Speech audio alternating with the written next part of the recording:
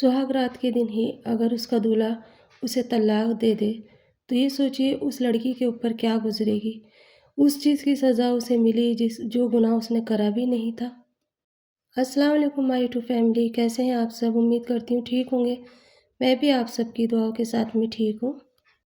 जैसे-जैसे उम्र बीतती है ना बेटी की और बेटी बड़ी होती है, हर माँ-बाप की आँखों में एक सपना होता है कि अपनी बेटी की अच्छी से अच्छी जगह शादी करे और ब्याह करके मेरी बेटी फूलों के ताज पर बैठे।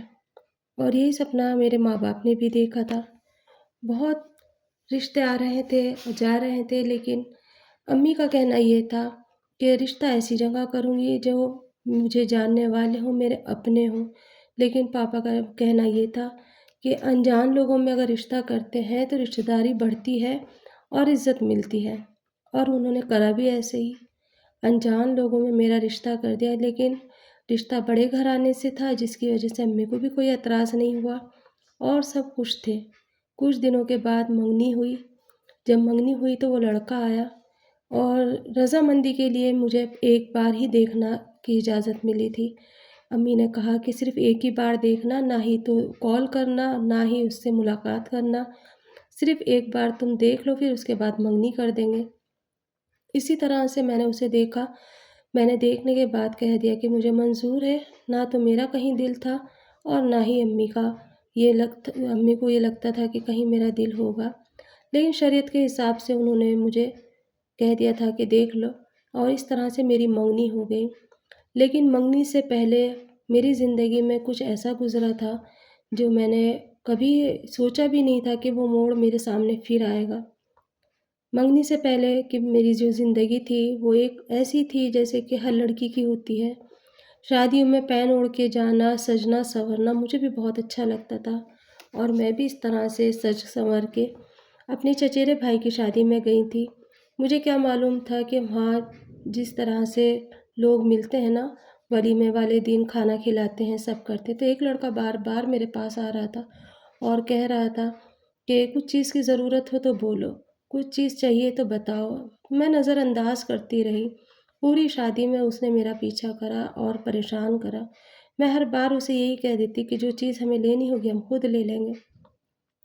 यहाँ तक कि जब उसने मुझे बहुत ज़्यादा परेशान करा तो मैंने उसे डाँट दिया और कहा कि मैं अम्मी-अब्बू को बता दूँगी, तुम मुझे बहुत परेशान कर रहे हो। और ये सिलसिला कुछ दिन तक चला। शादी ख़त्म हुई, हम अपने घर आ गए। सब वहीं के वहीं ख़त्म हो गया। मेरे दिमाग से वो सारी बातें हट गईं, क्योंकि शादियों में तो ये सब कुछ चलता रहता है, हँसी-मज़ाक चलती है।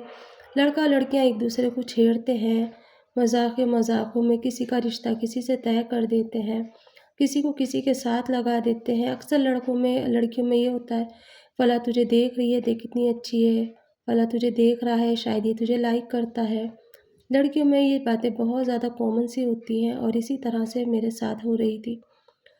लेकिन मैंने अपने जितने भी मेरे फ्रेंड्स थे, मेरे भाई थे, बहनें थी, सब इनको कह दिया था कि देखो इन सारी चीज़ों से मैं बहुत दूर हूँ, बहुत परे हूँ, मुझे इन सारी चीज़ों में कोई लेना-देना नहीं, ना ही मुझे इंटरेस्ट है। सिर्फ़ मैं शादी एन्जॉय करने आई हूँ, शादी के बाद मैं चली जाऊँगी। उस लड़के ने मेरा बहुत पीछा करा, बहुत परेशान करा, पूरी शादी मेरी बेकार हो गई। मेरा अब मन भी नहीं कर रहा था सजने-संवरने का। वो कहीं से भी फ़ोटो खींच लेता, कभी किसी के हाथ से कुछ पर्ची भेज देता, तो कभी वो कॉल कर देता। उसके पास मेरे नंबर कैसे गए मुझे ये भी नहीं पता चला। लेकिन बस ये है कि शादी जैसे हुई, मैं घर आई और मैंने कहा आज के बाद मैं कभी भी इस ऐसी शादी में तो कभी ना जाऊँ।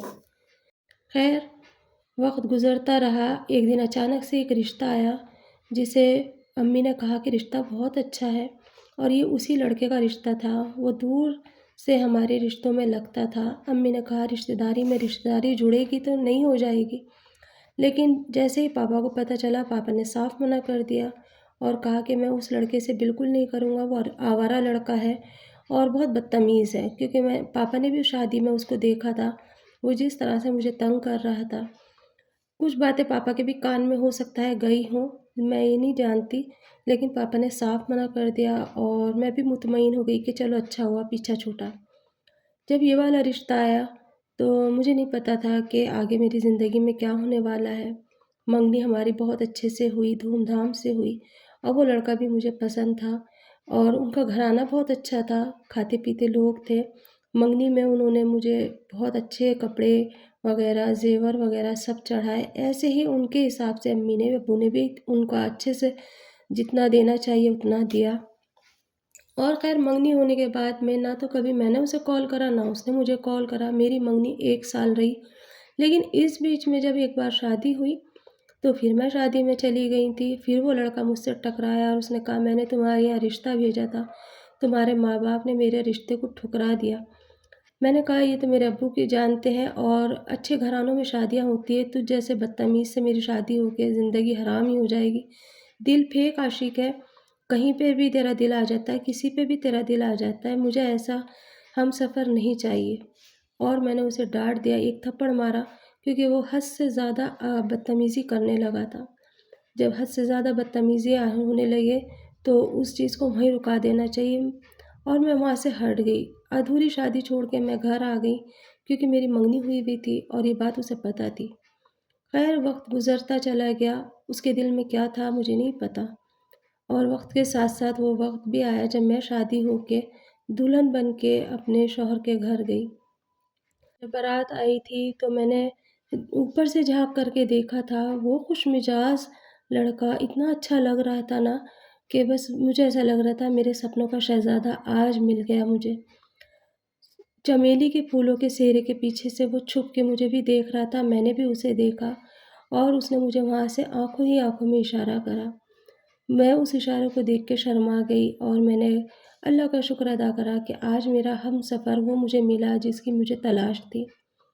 बहुत खुशियों के साथ में मेरा निकाह हुआ। निकाह के बाद में मेरी रुखसती होने वाली थी, तो जितनी भी रस्में हमारे यहाँ की थी सबसे पहले वो हुई और उसके बाद रुखसती हो गई। रुखसती के टाइम मैं बहुत रोई अम्मी से मिल कर के, क्योंकि मैं अम्मी को छोड़ कर के पहली बार इतनी दूर कहीं जा रही थी। और बस जैसे-जैसे वक़्त गुज़रा वैसे-वैसे यादें भी धुंधली होती चली जाती हैं। मैं अपने शहज़ादे के साथ बैठ के गाड़ी के अंदर उसके घर पहुँच गई। जब मैं महसूस कर रही थी, जब गाड़ी में बैठी थी, तो मेरे जो हस्बैंड थे यानी कि मेरे शौहर, उनका चेहरा कुछ उतरा हुआ सा था और कुछ गुस्सा चेहरे पे था। मैंने सोचा शायद सलामी के टाइम पे मेरी दोस्तों ने, मेरी बहन ने कुछ गुस्ताखी कर ली होगी, दिल दुखा दिया होगा या जैसे मज़ाक़ें करते हैं, उससे कोई बात ऐसी लगी होगी इन्हें, इसलिए मूड ख़राब है। दुल्हन बनी हुई थी, साथ में हमारे एक साथ वाली जाती है, तो इस वजह से कुछ बोल भी नहीं पाई, लेकिन मैं आड़ी-आड़ी नज़रों से देख रही थी कि वो चेहरे पे खिलावट, वो मुस्कुराहट ही नहीं थी। ख़ैर, विदा होके मैं अपने ससुराल पहुँची, मेरा बहुत अच्छे से स्वागत हुआ, सारी रस्में हुई।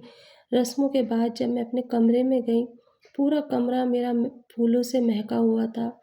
रास्ते में गुलाब के फूल का रास्ता बनाया गया था और बेड मेरा इतना खूबसूरत था, ऐसा लग रहा था जैसे आसमान से उतरा हो और मैं जाके लहंगे पहनी हुई उसके ऊपर बैठ गई।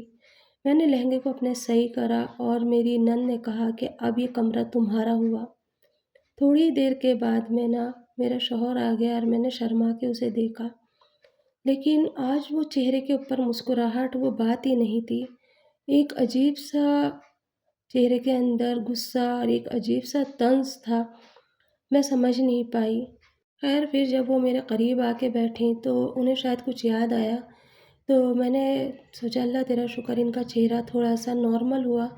जो सुर्ख़ाई थी गुस्से की वो हल्की हो गई और उन्होंने एक अंगूठी निकाल के मेरे हाथ में देनी चाही। जैसे मैंने हाथ बढ़ाया, उन्होंने अंगूठी गिरा दी और वो मेरे कदमों में जा पड़ी। मैं कुछ नहीं समझ पाई। उसके साथ में ही उन्होंने मुझे एक पर्चा निकाल के दिया और कहा कि जब तुम्हारा किसी और से दिल था तो तुमने मुझसे शादी क्यों करी? ये लफ्ज़ सुन के मैं चकरा गई, घूँघट तो क्या था, फिर तो मेरे दिमाग ही घूम गया। मैंने फ़ौरन घूँघट हटाया और कहा, ये तुम क्या कह रहे हो? कहने लगा कि जब शादी से पहले इश्क था तुम्हारा तो तुमने मुझसे शादी क्यों करी? यही सवाल मैंने पहले करा था, यही सवाल मैं अब कर रहा हूँ। मैं चुप हो गई, मैंने कहा ऐसी कोई बात नहीं, जब से तुमसे मेरी बातचीत चली है और फिर मंगनी हुई और उसके बाद शादी हुई, मैंने आज तक भी किसी को नज़र भर के नहीं देखा। मेरी तो कभी दिल दिमाग में ये बात ही नहीं आई, तुम्हारे दिमाग में ऐसे कैसे आई? फिर उन्होंने एक जेब से पर्चा निकाला और कहा, ये तुम्हारे आशिक ने मुझे पर्चा दिया, ये कुछ फ़ोटोज़ दिए हैं तुम्हारे। उसके साथ में देखो क्या ये झूठ बोल रहे हैं। मैंने जो फ़ोटो देखे तो किस तरह से उसने एडिट करके अपने साथ जोड़ लिए थे मेरे फ़ोटो, मुझे पता ही नहीं चला। मेरे वो फ़ोटो उसके पास थे जो मैं पहली बार शादी में गई थी। मैं देख के हैरान हो गई और मैंने कहा कि नहीं ये मेरे फ़ोटो नहीं हो सकते, उसके साथ नहीं है मेरे, ये अलग से जॉइंट हुए। लेकिन उसने एक बात नहीं मानी, फिर उसने एक पर्चा निकाल के दिया और कहा देखो, तुमने प्यार भरी बातें उससे करी, ये रहा वो पर्चा भी। लिहाज़ा मैं शरीफ घराने का हूँ, मैं नहीं चाहता कि तुम्हारी वजह से मेरी ज़िंदगी बर्बाद हो या मेरी वजह से तुम्हारी ज़िंदगी बर्बाद हो, इसलिए मैं तुम्हें खुला देता हूँ। 3 बोल उसी वक़्त उसने ऐसे बोले जो मेरे कानों के अंदर ज़हर बन के घुलते चले गए और मुझे आज़ाद कर दिया उस निकाह से। सुहागरात के दिन ही उसने मुझे तलाक दे दी और कहा अपने मेहर लेके अपने घर वापस चली जाना। मुझे ऐसी औरत की बिल्कुल ज़रूरत नहीं जो कि इश्क किसी से करे और शादी किसी से। जब तुम्हें इश्क उसी से है तो शादी भी तुम उसी से करो। जो सज़ा उसने मुझे दी वो गुनाह तो मैंने करा ही नहीं था। अपनी सफाई पेश करते-करते मैं थक गई लेकिन मैं गुनहगार बन के रह गई। ससुराल में भी और मायके में भी उस चीज़ की सज़ा मुझे मिली जो मैंने गुनाह करा नहीं। सबको समझाया लेकिन प्रूफ जो होते हैं ना वो इंसान को कभी जीने नहीं देते।